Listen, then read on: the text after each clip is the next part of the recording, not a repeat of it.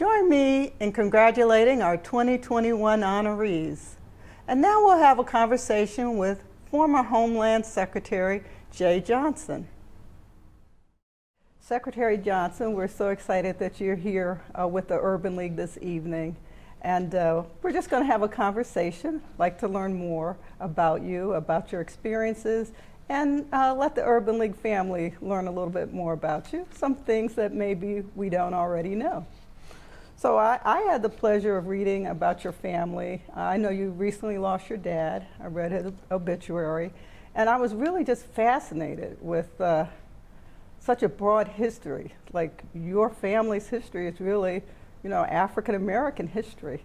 Could you talk a little bit about what that was like growing up to be from a family with so much historical significance? And maybe you can share with the audience a little bit about what I'm referring to. Well, thank you, Vivian. Thank you for having me. I'm pleased to be part of this program of the Urban League of Essex County for two reasons. One, I am a proud tax-paying resident of Essex County, have been for almost 24 years now. Even our years in Washington, we kept our home in Montclair, New Jersey, continued to pay real estate taxes in Montclair, New Jersey, and my grandfather, my father's father, before he went to Fisk University, was with the Urban League. My grandfather was the editor of Opportunity Magazine, which was the Urban League's magazine, back in the 1920s. So my family's affiliation with the Urban League goes back 100 years almost. My father's father was a sociologist. He was with the Urban League. He became president of Fisk University in Nashville in 1947. He had 3 sons and 1 daughter. His 2 eldest sons were Tuskegee Airmen. The 3rd son was my father, Jeh Vincent Johnson, who recently passed away, and then my aunt, Patricia, who lived in Philadelphia for many years. And my father used to love to tell stories about growing up on the campus of Fisk University and meeting all these luminaries. Fisk in the 1940s and 50s was probably, don't want to offend anybody listening here, was probably the preeminent liberal arts college for African Americans at that time. I tread on ice here because I'm a Morehouse man. Okay. And I finished in 1979. I like to think Morehouse, of course, is the premier liberal arts school for black folks. But really in the 1940s, 50s, when my grandfather was president, it was the mecca for a liberal arts education for black Americans. And I still very much am a fan of HBCUs, having graduated from one myself. I got to Morehouse in 1975. I grew up in a predominantly white atmosphere in the Hudson Valley, Dutchess County, New York, upstate New York. And my parents convinced me to go to an HBCU. And they gave me 2 choices, Fisk or Morehouse. And I went to Morehouse on a homecoming weekend. Got a look at Morehouse and Spelman across the street, and decided Morehouse was the place for me. And it was probably one of the smartest decisions I ever made. I went into Morehouse a C and D student. I came out a straight A student. And that propelled me to law school and everything that happened since. Wow, what a great experience you had at Morehouse then, right? So you're a Morehouse man, and then once an Urban Leaguer, always an Urban Leaguer. So we're excited to have you here this evening. A lot has been going on since you were in Washington. And certainly, I guess I'd like to get your thoughts around the recent unrest and the insurgents on the Capitol. And what did you feel watching it now a citizen, when before you were actually, you were the Secretary of Homeland Security? Well, where do I start? There were many images from that day, January 6th, that really shook me. And shook a lot of people, obviously. Perhaps the most shocking image to me, the violence, the most shocking image to me was the image of someone parading a Confederate flag through the halls of the United States Capitol. All during the Civil War, the Confederate flag never made it to the U.S. Capitol, never made it onto the grounds of the U.S. Capitol. But yet, in the year 2021, someone can and did brandish and parade through the halls of the U.S. Capitol a Confederate flag. My great-great-grandmother had a brother in Southwest Virginia who fled slavery as a teenager, went north, and joined the Union Army to fight for our freedom. And all during that time, the Confederate flag never made it to the U.S. Capitol. That plus a gallows with a noose on the western front of the Capitol were, to me, shocking, horrifying images that I never thought I would see in my lifetime. You're right, a lot has happened since I left Washington in 2017. Frankly, our nation engaged in a dangerous experiment in our democracy. And I don't want to get too political here, but we elected someone with virtually no job experience, no moral or ethical compass, dangerous impulses toward fascism. And we paid dearly for that over the last 4 years. Fortunately, every 4 years you have an opportunity in our democracy to correct mistakes. And we did. I'm not sure that our nation could have survived another 4 years of this. But the wheels almost came off the bus. Our democracy is fragile. It's been enshrined in our Constitution for over 200 years, but it actually is fragile. And so much about our democracy, about the presidency, depends upon mature, wise actors at the top. When the framers wrote our Constitution with separation of powers and so forth, they were thinking of people like George Washington and Thomas Jefferson, who were going to be president of the United States. And if you stress test our democracy, it could break. So much of our democracy depends upon and assumes that there is a wise, mature actor at the top who respects our freedoms, respects the Constitution. And over the last 4 years, that nearly splintered apart. Indeed. I guess one of the things I think about is like Homeland Security really became an issue after 9/11. And we think about it a lot in terms of security. But why don't you talk a little bit about Homeland Security in the sense of protecting democracy and, Sure. and your experience, and what do you think that tells for what we need to be doing now? Exactly what is Homeland Security has evolved a lot over the last 20 years since the Department of Homeland Security was created. It was created in 2002. It's the newest cabinet level department of our government. And the way the presidential line of succession works, by the way, that meant that I was the last person in the presidential line of succession, because it's president, vice president, speaker, president pro tem of the House, and then members of the cabinet in the order of the seniority of their departments that they lead. So I was last. But DHS is the newest cabinet level department, formed in 2002. The principal focus then was counterterrorism in the wake of 9/11. And at the time, the assumption was that terrorism was an extraterritorial threat from beyond our borders. And so the thinking was, if you consolidate into one cabinet level department all the different ways someone can enter our country, land, sea, and air, and regulate that, you've effectively dealt with terrorism. And over the last 20 years, including during the Obama administration when I served at Defense and then Homeland Security, we did a lot to degrade overseas terrorist organizations to prevent them from ever launching a major attack on the United States again. We did a lot to degrade Al-Qaeda, for example. We took out bin Laden. We took out Anwar al-Awlaki. But we now see that the principal terrorist threat to our nation is domestic-based.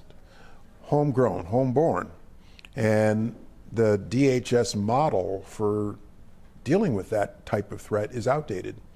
And the principal responsibility falls to the FBI, which is our premier federal domestic law enforcement agency.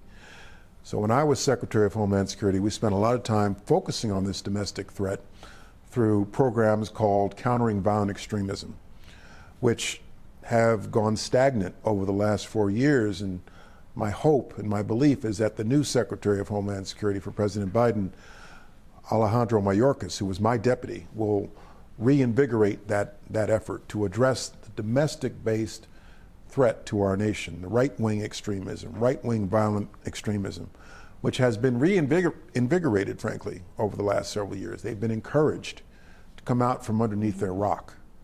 We saw this on January 6th. We saw this in Charlottesville, August 2017. And so there's a lot of work to be done there. The lid has been peeled off. Well, I just want to shift a little bit around, Black communities and, our experience with the FBI, issues of being called extremist. We saw what happened with the Black Lives Matter protests. We all felt like, well, they were a lot more harsher on our protests than they were even on the insurgents, storming the Capitol. What is it that prevented the FBI from intercepting these folks before they got to the Capitol?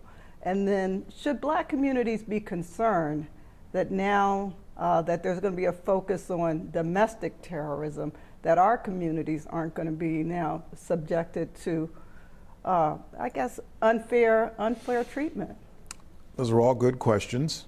Let me begin by saying, we talked about my grandfather earlier. Yeah. My own grandfather had an FBI file. And Director Comey and I used to talk about that. He gave me a copy of the wiretap authorization on Martin Luther King. Wow. That J. Edgar Hoover issued and Robert Kennedy approved. And he used to keep it in his top desk drawer. And he gave me a copy to keep in my top desk drawer.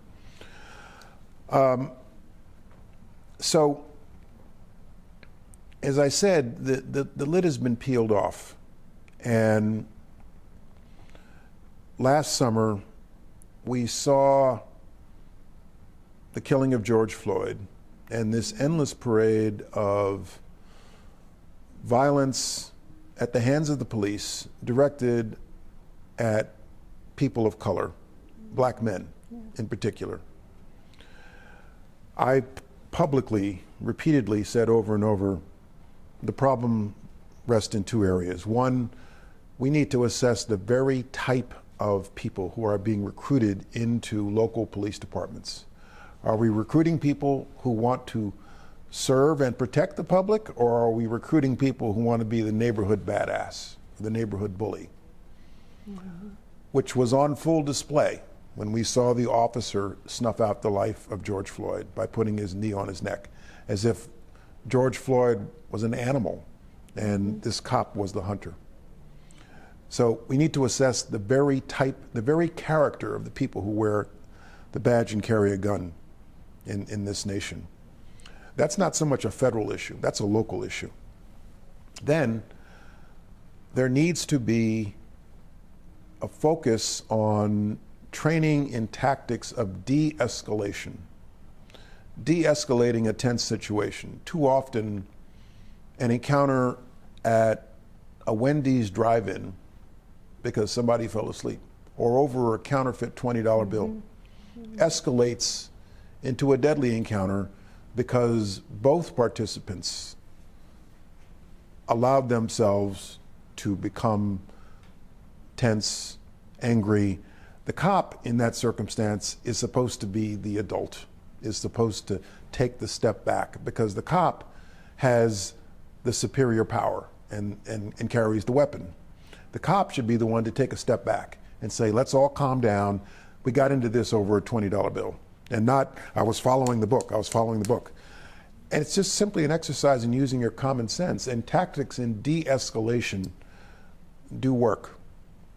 At the federal level, there must be a focus on right-wing extremism, violent right-wing extremism. It is an escalating threat, without a doubt. You know, the most notorious example in recent times was the Oklahoma City bombing by Timothy McVeigh. That should have been a wake-up call for all of us in 1995. And it's been there now, lurking for years. The lid was peeled off when, frankly, President Trump said to this strand of America, "You're good people, there's good on both sides, you're special people, we love you," emboldening these people to come out from their rock and display their hatred openly in Charlottesville, at the U.S. Capitol. And though Donald Trump is no longer president, that strand, that emboldened strand, is not going away. They're now in the political opposition, which in many respects will energize them and energize their hatred. And so the FBI and the Department of Homeland Security have a lot of work to do. Indeed.